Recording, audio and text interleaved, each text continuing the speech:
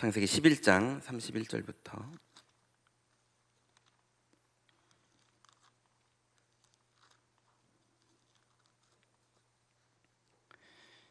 12장 3절까지 우리 같이 합독으로 읽겠습니다.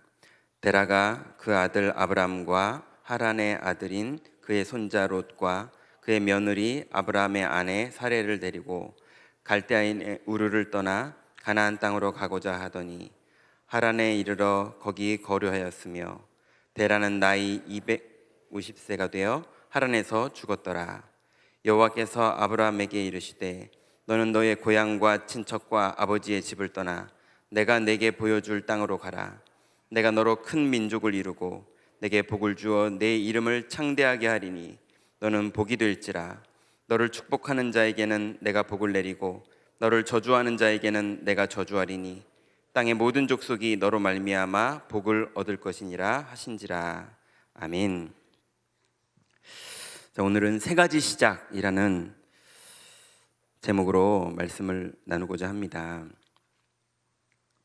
일부 메시지가 시작이 두 개나 나왔잖아요. 1부, 2부가 다 시작이었으니까. 그리고 우리가 중요한 또 시작을 해야 되니까 세 가지 시작 이렇게 제목을 잡았습니다.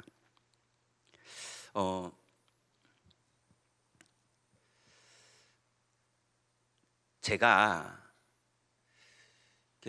오랫동안 이제 다락방을 만나서 사역을 하고 또 영접도 시키고 복음도 전하고 그래서 하나님 많은 증거도 보고 은혜도 받고 성령의 역사도 일어나고 많은 일을 했는데요. 근데 늘 한켠에는 나는 왜 이렇게 자꾸 딴 데 관심이 있지? 이런 게 제 안에 늘 있었거든요. 그리고 또 두 번째는 막 메시지를 하고 복음을 전하면 하나님이 말씀을 주시는 걸 전하는 메신저들은 다 알거든요. 심지어는 내가 이런 영적 상태인데 가서 설교해도 될까? 이럴 때인데 가서 설교하면요 더 역사 일어나요. 왜냐하면 주님이 예배를 주관하시거든요. 메신저는 알아요. 내 상태가 어떻고 하나님은 어떻게 역사하고 계시는지를 본인이 제일 잘 알기 때문에 저희는 알거든요. 그 하나님이 역사하는 거를 그렇게 봤는데도 자꾸 관심이 딴 데 있는 거예요. 이러면 안 되는 줄 아는데도 그래서 안 하려고 하는데도 자꾸 관심이 딴 데 있는 거예요. 그리고 또 한 가지 제자가 안 나와요. 영접하는 사람도 나오고 다락방을 하면은 많은 사람들이 은혜 받는다고 소통도 하고 또 다락방에 많은 사람들이 모이는데 다 기존 교인들 아니면은 우리 교인들 이런 사람들이 모여서 힘 얻는다고 그러지만 제자가 안 나와요. 나와 소통하고 나서 그 사람이 생명운동이 현장에서 벌어지는 사람이 안 나오는 거예요. 아예 안 나오진 않았지만 나와도 왜 나왔는지를 제가 모르게 나와요. 그러니까 제가 했다기보다는 저는 못 깨달은 거죠. 하나님이 은혜로 그 사람을 그렇게 인도하신 거죠. 그러니 난 왜 이렇게 제자가 안 나올까? 난 이제 관심이 딴 데 있을까? 그러고 보니까 찬양이요 양심적으로 모든 것이 하나님의 은혜라 이건 되게 은혜돼요. 왜냐하면 제가 안 한 걸 너무 잘 아니까. 근데 계속 그렇게 사는 건 아닌 것 같더라고요.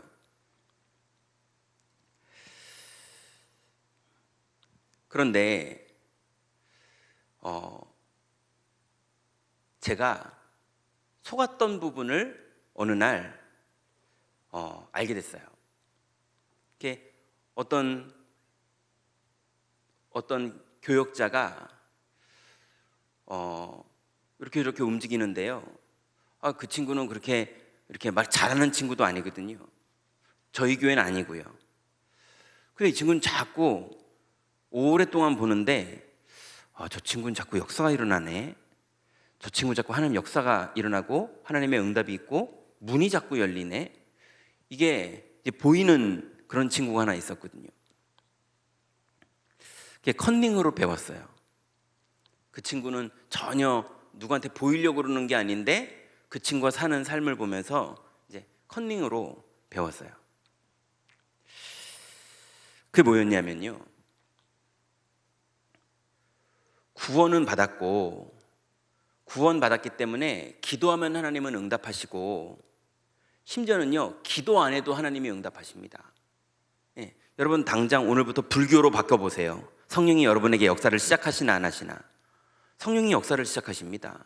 우린 이미 하나님 자녀이기 때문에 하나님은 우리를 사랑하시고 하나님은 우리를 향한 계획을 이미 다 세워놓으셨기 때문에 주님은 우리를 인도하시고 주님은 역사하시고 어떤 문제도 문제가 되지 않을 만큼 하나님은 완전한 계획을 세우시고 우리를 인도하고 계시거든요. 근데 문제는 뭐냐? 그걸 안 믿는다는 거예요.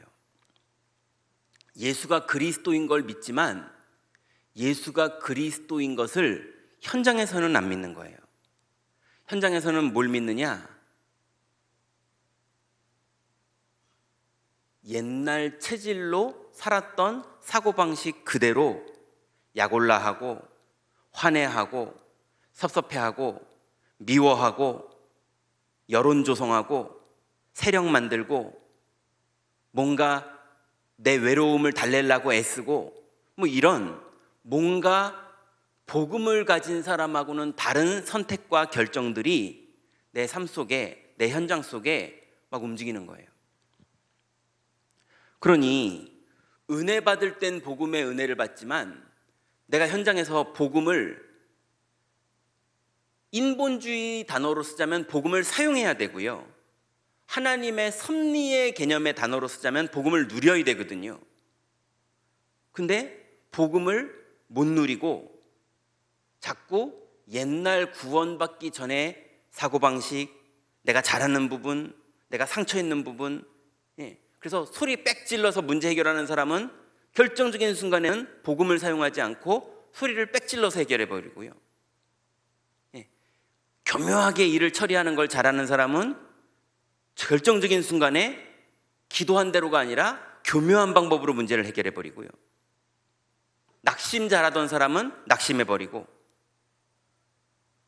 그러니 그 기질이 저한테 그대로 남아가지고요, 심지어 제일 고질적으로 어려운 게 뭐냐? 착한 거예요. 이게 복음 비슷하게 생겼거든요. 복음 절대 아닌데.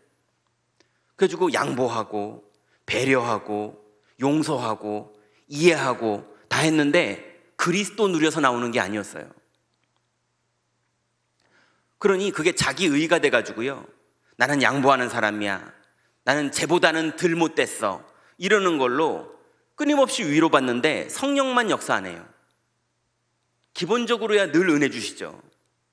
기본적으로야 늘 사랑하시죠. 변함이 없으시죠. 그렇지만 하나님이 우리를 인도하는 매일매일의 흐름을 못 따라가는 거예요. 그래서 예수님께서 제자들을 감람산에 모으셨어요. 3년 반 동안 예수님이 공생의 사역을 하시면서 내가 그리스도라는 사실을 제자들에게 다 보여주셨어요. 그 3년 반 동안 훈련시킨 그 제자들이 예수님 십자가에서 죽으시니까 다 흩어졌어요. 예수님이 500명을 다시 모았어요. 엠마오로 가던 사람 잡아오고, 고기 잡던 제자들 잡아오고, 또 제자들이 또 수소문해서 모이고, 이래서 감람산에 500명이 모였어요.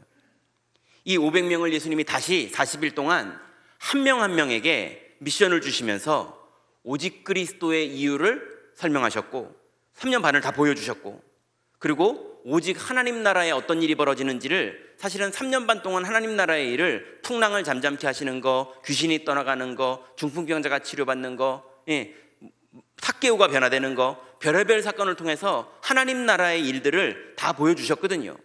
그걸 이제 500명에게 한 명 한 명에게 미션을 주면서 네가 앞으로 가야 될 현장에서 이 하나님 나라를 누리라고 다 미션 주셨거든요. 그리고 마지막으로 이 일이 언제 본격적으로 벌어지느냐? 오직 성령이 임하시면 권능받고 네가 증인될 것이다. 이 약속을 주님이 주셨거든요.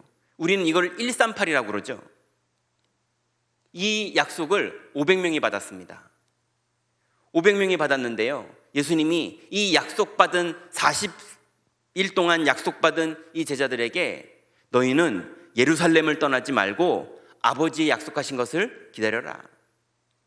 몇 날이 못해서 성령이 임하실 것이고 성령이 임하시면 권능 받고 땅끝까지 증인될 것이다. 이렇게 약속하셨거든요. 그 약속을 하시고 예수님은 승천하셨습니다. 그 승천하신 자리가 감람산인데요, 그 감람산에서 마가다락방까지요, 거리가 1km 정도 되는 거리입니다. 예, 제가 예루살렘 가서 또 확인해 봤고, 또 이스라엘 대사관에서 근무했던 분이랑 다락방 하면서 물어봤더니 800m 거리더라고요, 구글 지도로 보니까. 근데 이게 골짜기로 돼 있어서 걸어가면 한 1km 거리예요. 거기에 사도행전 1장 15절에 보면요, 14절이 예수의 모친 마리아와 이렇게 해서 오로지 기도하기를 힘쓰니라 그랬잖아요. 15절에 보면 그 자리에 모인 인원이 120명이라고 기록되어 있습니다. 그러면 열흘 동안 한 명씩 빠져나가지고 500명에서 120명이 된 게 아니고요, 모인 첫날부터 120명이었어요. 그게 무슨 말입니까? 138 메시지는 다 받았는데 약속 잡고 기다리는 십사를 하는 사람은 120명밖에 없었어요. 138을 다 봤어요. 그리스도가 예수라는 거 확인했어요. 그리고 그분이 하나님 나라를 이루시는 거 현장에서 다 확인했어요.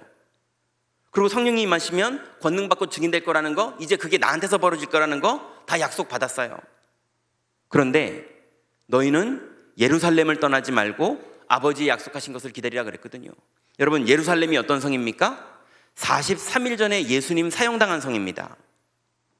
그래서 예수님 사형당했기 때문에 국교가 유대교였던 이스라엘에서는요, 예수를 따르던 그 무리들을 이제는 다 잡아서 처벌을 해야 되는 이런 상황이고, 그쪽에는 절대 접근하지 말라고 그러는 금종령이 내린 그런 상황이었어요. 그 단체에 절대 접근하지 마라, 그런 상황인데, 보통 같으면 상해 임시정부 이런 것처럼 저 상해 가서 계획을 세워서 다시 들어와라 이래야 되잖아요. 근데 예수님은 이 성을 떠나지 말고, 이 현장을 떠나지 말고, 이 상황을 회피하지 말고 여기서 아버지의 약속하신 것을 기다리라 그랬어요.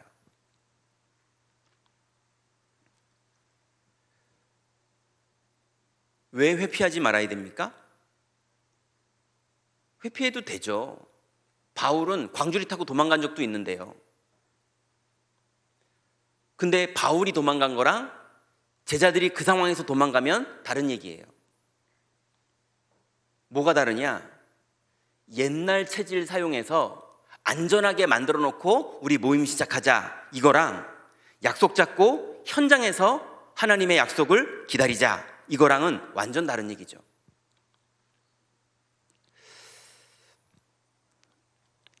일부 강단의 제목이 짧게 요약하자면 지나온 삶의 시작이에요. 우리가 지나온 시작을 어떻게 했습니까? 하나님이 우리에게 본토 친척 아비집을 떠나라고 명령하셨거든요. 그 본토 친척 아비집을 떠나라는 건 구원받으라는 얘기가 아니지 않습니까? 이미 구원받은 사람에게 주신 메시지거든요. 그럼 구원은 받았으니까 아비집을 떠나라는 그 아비는 누굽니까? 우리의 옛 아비. 그 아비가 우리를 속여서 나중심, 육신중심, 성공중심으로의 사람으로 살게 만드는 그 아비 안에 살고 있었던 우리의 옛날 습관, 그걸로 살던 우리의 구습에서 이제는 빠져나오라는 겁니다. 여러분, 인본주의를 쓰고 싶거나 약 올라서 뭔가를 보여주고 싶거나 낙심하고 싶거나 절망하고 싶거나 포기하고 싶거나 도전하고 싶거나 싸우고 싶거나, 싸우지 말라 그 말이 아니라 그리스도를 믿는 믿음 안에서 싸울 일 있으면 다윗처럼 돌 던지시기 바랍니다. 옛 아비에서 완전히 빠져나와야 돼요. 옛 아비가 만들어 놓은 우리의 뇌구조, 우리 뇌 속에 남아있는 옛 아비 속에 살던 습관, 거기서 완전히 빠져나와야 됩니다. 그러니 여러분, 신앙생활이 결정적인 건 언제 하는 겁니까? 기도 수첩하는 시간에도 신앙생활하는 거지만 기도 수첩 시컷한 거를 언제 사용하는 겁니까? 옛 아비의 습관이 나오는 그 순간이 우리가 승리하는 시간입니다. 그죠? 그것 때문에 기도 수첩하는 거죠. 약속 잡으려고 약속 잡는 게 아니죠. 그죠? 그 약속을 잡고 현장에서 약속이 성취되는 그 자리에 서 있으려고 약속을 잡는 거지. 약속은 잘 듣고 약속 장소에는 안 가 있고 이런 게 무슨 필요입니까? 여러분, 약속을 가장 결정적인 순간에 누리시기 바랍니다. 그게 옛 아비에게서 빠져나오는 거예요. 그게 본토 친척 아비 집을 떠나는 겁니다. 오늘 우리가 읽은 본문에 아브라함의 아버지가 데라입니다. 이 데라가요, 가나안 땅을 가야 되는 아브라함의 인생과 이 가문이 복음의 씨앗이 되는, 축복의 시작이 되는 시작인데, 이 가문이요, 가나안 땅으로 갈 계획이 전혀 없어요. 아버지의 습관은 오직 그 형제 3명, 그리고 거기서 낳은 딸들, 이 똘똘 뭉쳐가지고 사람끼리 잘 사는 거예요. 바벨탑 때 배운 습관이거든요. 태어날 때부터 사단에게 가지고 있었던 습관이거든요. 그래서 온통 사람의 방법으로 잘 살자, 이거거든요. 그때 국가도 있었고 대족장도 있는 시대인데 아브라함과 데라의 집은 소족장이거든요. 그러니 살아남으려면 얼마나 똘똘 뭉쳐야 되겠습니까? 근데 하나님이요, 그렇게 해서는 옛 아비에서 절대 못 빠져나오니까 형이 죽고요, 그 조카 롯이 형의 아들이잖아요. 형이 죽고 그 다음에 아버지도 죽습니다. 오늘 우리가 읽었던 11장의 본문 내용이죠. 죽자마자 그러면 더 집착해야 되거든요. 그럼 더 있는 거 붙잡고 살아남으려고 아둥바둥해야 되거든요. 근데 하나님이 그 패턴을 끊어버립니다. 너는 본토 친척 아비 집을 떠나라는 거예요. 여러분, 이제 떠나는 그 순간이 어디입니까?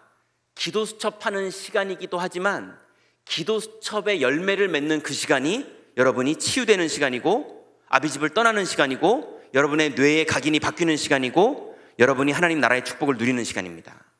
그 시간이 흑암 권세가 무너지는 시간이고, 그 시간이 우리의 운명이 본격적으로 바뀌는 축복의 시작은 구원받았을 때라면 운명이 바뀌는 순간은 그 신앙 고백하는 시간입니다.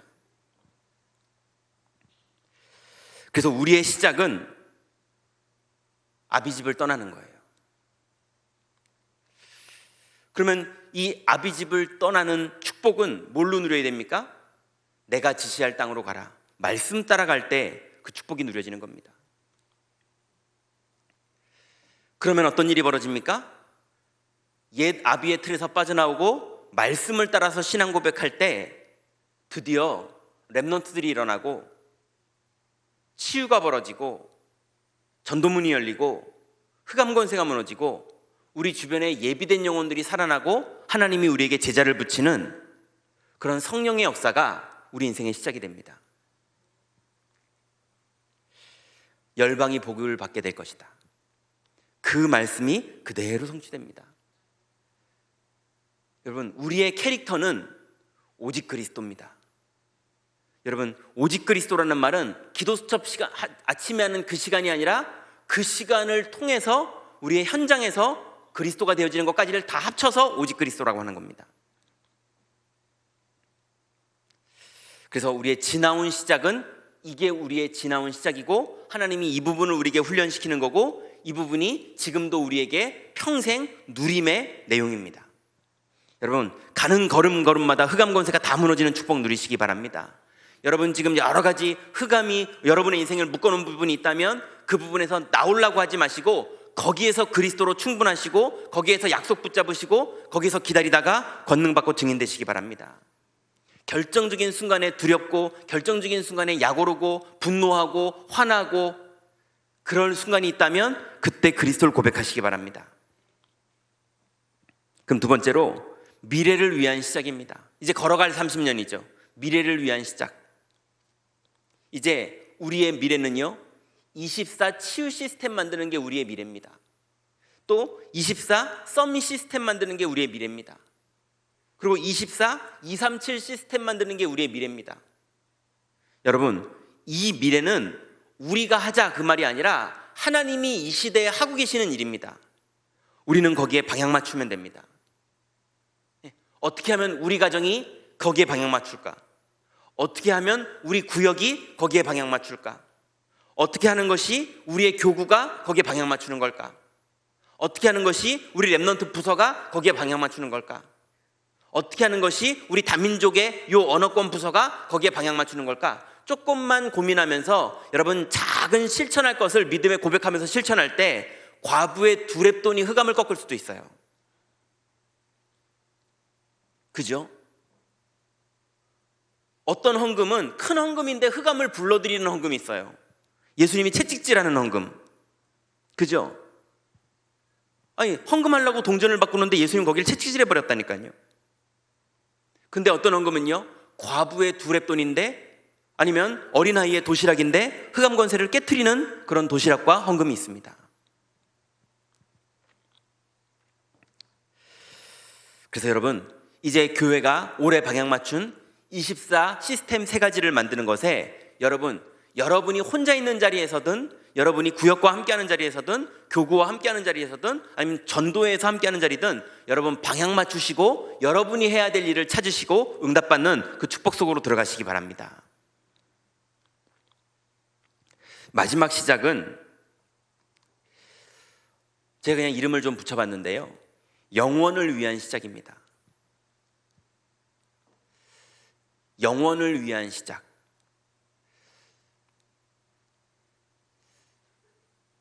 이게요, 복음 전하면요 좀 이상한 말로요 재밌습니다. 이 사람이 막 구원받아가지고 신앙 고백하는 거 들으면요 너무 나도 은혜되고요, 이게 막 즐겁고 재밌어요. 네. 그래서 영원까지도 안 갑니다. 그냥 오늘 즐거워요. 지교회 성도들이 많이 모여서 같이 찬양하면요, 네, 너무 은혜스럽고 행복해요. 그죠? 어느 날 내 주변에 잘 알던 사람이 영접하면요 너무 기쁩니다. 저희 아버지 위암으로 돌아가셨는데요, 예전에 아버지 마지막으로 서울대병원에 수술하러 들어가시는데 절대 영접 안 하시던 저희 아버지가 마지막 이제 침대에 누우셨어요. 이제 들어가는 거예요. 그래서 제가 목사인데요, 아버지한테 말했어요. 아버지, 이거 들어가면 못 나오실 수도 있는데, 왜냐면 각서 썼거든요. 죽어서 나오셔도 뭐 가족들은 뭐 이런 각서가 있더라고요. 각서를 썼거든요. 그래서 아버지, 오늘 이 아들이 아버지한테 거짓말 하겠습니까? 아버지, 오늘 예수님 영접하시죠? 근데요, 아버지가 저한테 뭐라고 그러셨냐면요, 종윤아, 내가 마지막일 수도 있는 이 길에 너한테 거짓말하고 가야겠냐, 이러시는 거 있죠. 영접하시자니까 마지막일 수도 있는 이 길에 내가 너한테 거짓말하고 가야겠냐. 아버지 딴에는 진실하신 거잖아요. 그러고 들어가셨거든요. 근데 살아나오셨어요. 2년 있다가 가셨는데요, 그러놓고서도 또 복음 전했는데 영접 안 하세요. 예. 위장을 다 잘라가지고요, 식도만 가지고 소화를 다 시켜서 대장으로 내려보내셔야 되거든요. 식도에서 소화가 다 돼서 내려가야 되거든요. 그래서 미음만 먹는데도 막 복통이 아프고 힘들어도 영접 안 하시더라고요. 그런데 어느 날 갔는데요, 종윤아, 나 오늘 네가 말하던 그 영접하려고 기다리고 있었다, 이러시는 거 있죠. 예. 어떻게 그렇게 되셨냐니까 너무 아파가지고 식도로 소화를 시키려니까 너무 아파가지고, 종윤이가 믿는 하나님, 저 좀 어떻게 좀 도와주세요 그랬는데 쑥 내려가더래요. 그래서 나 오늘 영접하려고 기다리고 있었다 그러더니 영접하시고 나니까요 얼마나 말씀의 은혜를 받으시는지 영적 상태가 바뀌어버렸다니까요. 그러니 여러분 행복하잖아요. 영원까지 갈 필요도 없어요. 그냥 당장 오늘 행복하잖아요. 아버지하고 여러분 그렇게 안 믿어지던 아버지랑 영적으로 대화가 되는데, 그리고 제가 가서 메시지할 때마다 아버지가 은혜를 받으시고, 예, 그러는 게 얼마나 기쁜데요. 근데 내가 죽고 렘넌트들과 미래가 살기 위해서 성전 건축 헌금하는 거는 당장 무슨 뭐가 나타나는 게 아니거든요. 내 이름으로 빨간 벽돌 하나 이렇게 만들어지면 그래도 뭔가 내가 했다 이런 게 있는 것 같은데 그런 것도 없고 도대체 이 벽돌 중에 내가 한 게 어느 벽돌인지도 모르겠고 내가 이거 헌금한다고 뭐 어떤 큰 표시나는 것도 아니고 그러면요 별로 관심 안 가고 효과 나는 거에 자꾸 관심 가거든요. 여러분 영원을 위한 시작, 영원을 위한 시작. 여러분 그 하나님의 소원 속으로, 그 하나님의 우리 인생을 넘어서의 미래의 비전 속으로 여러분 들어가시기 바랍니다. 영원을 위한 시작. 그래서 여러분들 교구 안에 RUTC가 세워지고 여러분이 구역 예배를 활성화시키고 여러분이 지교회를 세우는 게 영원을 위한 헌신입니다. 이를 위해서 여러분들이 헌신하시고 헌금하시고 여러분이 참여하시고 이런 모든 것들, 렘넌트를 위해서 여러분이 헌신하시고 피곤하고 힘들어도 모여서 회의하면서 또 진행하시고 이 모든 것들이 영원을 위한 헌신. 여러분 그런 축복의 수준으로 다 들어가시기 바랍니다. 그러니 이제 아마 19일 날 이제 성전 건축, 정확한 명칭이 잘 모르겠는데요. 성전 건축 헌신 예배 이런 이제 예배가 진행이 됩니다. 거기에 당연히 헌금이 필요합니다. 여기에 무리하지 마시고, 그렇지만 하나님 앞에 영원을 위한 여러분의 헌신이, 여러분의 신앙 고백이, 흑암을 무너뜨리는 여러분의 신앙 고백이 필요합니다. 그리고요 헌금만큼 더 중요한 것도 있습니다. 헌금만큼 중요해요. 그게 뭐냐? 우리가 돈만 내면 돌아간다 이게 아닙니다. 교회는 돈으로 돌아가는 데가 아닙니다. 여러분들이 교회 안에 성전이 이전되면 여러분들이 구석구석에서 여러분들이 헌신할 자리가 너무 많이 필요합니다.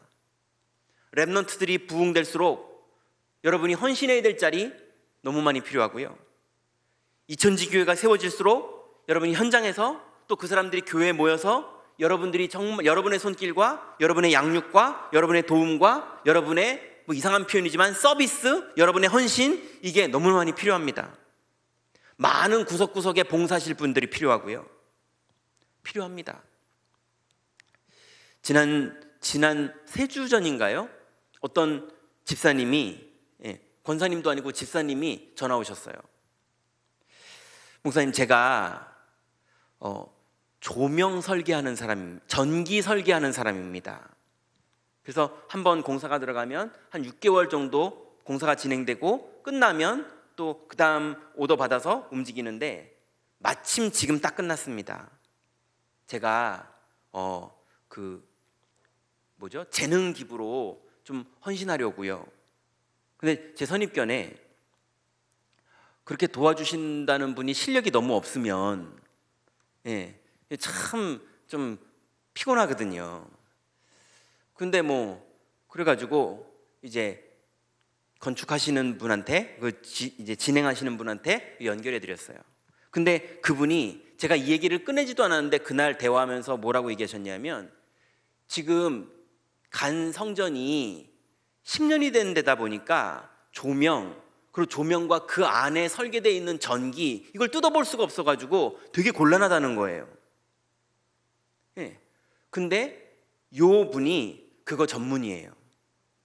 그것도 여자분이기 때문에 조명의 색깔, 색감, 이런 감성적인 것까지 완전 전문이세요. 그래서 너무 필요했었다고 하면서 딱 만나가지고요, 지금 거의 매 주 중에 몇 번씩 가가지고요 이제 다 일하고 계시거든요. 여러분, 그럼 여러분은 어디에 쓰임 받으시렵니까? 어떤 분은 주방에서, 어떤 분은 주일학교 교사로, 어떤 분은 예배 봉사로, 어떤 분은 또 눈에 안 보이는 많은 부분에서 여러분의 손길이 필요합니다.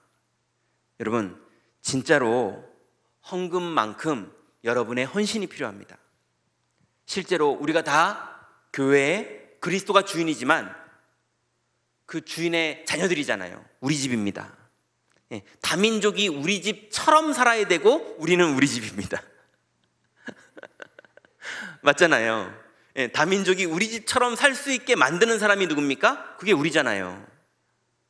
맞죠? 여러분, 그 집을 쓸고 닦고 그 집을 세워가고 그 집의 모든 혈관과 그 집의 모든 근육과 그 집의 모든 뼈대에 누가 있어야 되는 겁니까? 우리가 있어야 되는 겁니다. 그래서 여러분, 성전 이전은 나는 작은 부분에 헌신하는 거지만 237이 몰려오게 되는 헌신을 하는 겁니다. 우리가 작은 헌신하는 거지만 렘넌트 서밋들이 일어나게 되는 시스템을 만드는 부분에 내가 한 부분을 하는 겁니다. 그리고 24 치유가 될 수 있는 전 세계 어디에도 없는 시스템을 세우는, 그리고 전 세대 어디도 고칠 수 없는 치유를 하는 그런 24시 시스템을 만드는 그 일에 우리가 헌신하는 겁니다. 그래서 우리는 한 몸입니다. 여러분, 한 몸의 축복 속으로 다 들어가시기 바랍니다. 그거 하고 있는데 하나님이 우리의 모든 근본부터 다 회복시키실 겁니다. 여러분의 건강, 여러분의 경제, 여러분의 자녀, 여러분의 가문, 여러분의 전도 현장, 여러분의 모든 부분이 살아나는 실질적인 응답 속으로 다 들어가시기 바랍니다. 결론 맺겠습니다. 여러분, 나의 복음이 있으십니까? 저는 예전에요, 유광수 목사님의 복음을 은혜 받는 입장이었어요. 나의 복음은 없고, 맨날 유광수 목사님 가슴속에 가지고 있는 복음을 자꾸 애타게 말씀하시면 그거 듣고 은혜만 받는 수준의 복음이었지, 실제로 내 인생이 그리스도를 만나서 그분이 오늘 나와 함께 하시고 나를 인도하시고 나에게 역사하시는, 그래서 나와 함께 하시는 그리스도를 증거하는 나의 복음이 난 실제로 너무 작았었습니다. 그래서 자꾸 남의 복음 듣고 은혜 받는 수준, 남의 간증 듣고 은혜 받는 수준, 내가 만난 그리스도, 그래서 내 인생을 가지고 있는 나의 복음, 내가 경험하고 내가 확인하고 그래서 내가 증인돼서 어떤 현장에서도 두렵지 않은 나의 복음, 그래서 오늘 가사처럼 없어도 괜찮고 나의 복음.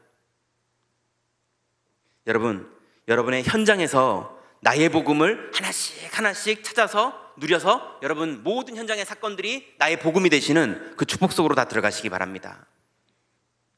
그러면 드디어 나의 전도가 나오겠죠. 300 리스트, 그 중에 30 제자, 이 사람들이 모여서 3군데 지교회, 이게 이루어지는 게 여러분 우리 한 해 동안의 방향이고 기도 제목입니다. 인본주의로 막 애쓰라는 게 아닙니다. 약속 붙잡고 기다리다가 증인 되세요. 그러면 이제 우리가 해야 될 건요, 작은 실천입니다. 기도 수첩을 시작하시는 게 실천이기도 하고요, 강단 메시지를 붙잡고 약속 잡고 기다리는 게 실천이기도 하고요, 300 리스트를 써보는 게 실천이기도 하고요, 다 썼다면 한 번씩 만나보는 게 실천이기도 하고요, 각자 그 사람의 시간표에 맞는 실천이 나올 겁니다.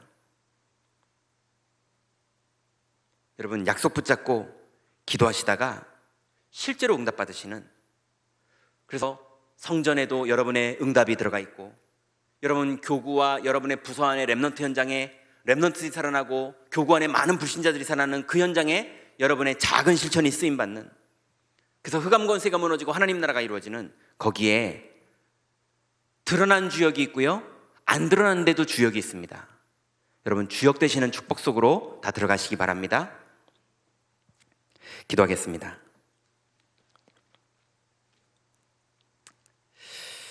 우리 통솔로 한 번만 기도하겠습니다. 오늘 말씀 잡고, 하나님, 이제 우리의 옛날에 하나님이 나를 구원하실 때부터 주장하셨던 나의 시작, 아비집에서 빠져나오는 것, 그리고 주님 말씀 따라가는 것, 그래서 증인되는 것, 하나님 이 축복을 누리고 이 축복을 본격적으로 누릴 성전, 그리고 이 일에 영혼을 위한 헌신인 나의 헌신, 하나님 이 축복이 실제로 내 신앙 고백에서 누려지게 하여 주시고 내 영혼 속에서, 내 현장 속에서 실제로 누려질 수 있도록 하나님 나를 인도하여 주옵소서.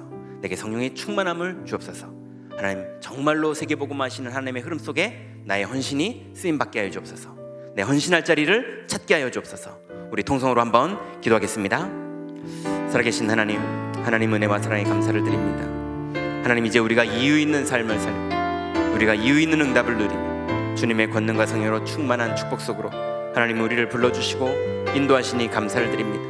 하나님, 이제 우리가 복음을 누렸어 하나님 완전히 아비 집에서 빠져나오고 주님이 지시할 땅으로 말씀을 따라가며 하나님 이 일에 하나님 증인되게 하는 하나님의 놀라운 성령의 역사가 일어나는 축복 속으로 하나님 인도하시고 응답하시니 감사를 드립니다. 주여 성령으로 충만케 하옵소서. 주님 권능으로 충만케 하시고 주의 능력의 양중 안에 붙잡아 주시고 그리스도 안에 있는 신령한 비밀 하나님의 권 하나님 나라 온전히 누려지도록 주님 응답하시고 인도해 주옵소서. 주여 성령으로 역사해 주옵소서. 주님 권능으로 영접 성령으로 인도하시고 주의 권능으로 하나님의 완전한 계획 하나님의 응답이 진행되도록 주님 응답하시고 인도하시니 주님 감사를 드립니다. 주님 인도해 주옵소서. 주님 성령으로 역사해 주옵소서. 주님 권능으로 응답하시고 그리스도 안에 있는 신령한 비밀과 하나님의 응답이 진행되도록 주님 인도하시고 역사해 주옵소서. 아버지 하나님, 이제 하나님 정말 주님이 24 치유 24 237 하나님 24 하나님 렘넌트 서밋을 세우는 하나님의 시간표에 온전히 발견되고 쓰임받기를 원하오니 아버지 하나님 성령으로 충만케 하옵소서. 주님 권능으로 충만케 하시고 주의 능력의 장중 안에 붙잡아 주시며 그리스도 안에 있는 신령한 비밀들 하나님의 권능의 응답들이 진행되도록 주님 응답하시고 인도해 주시고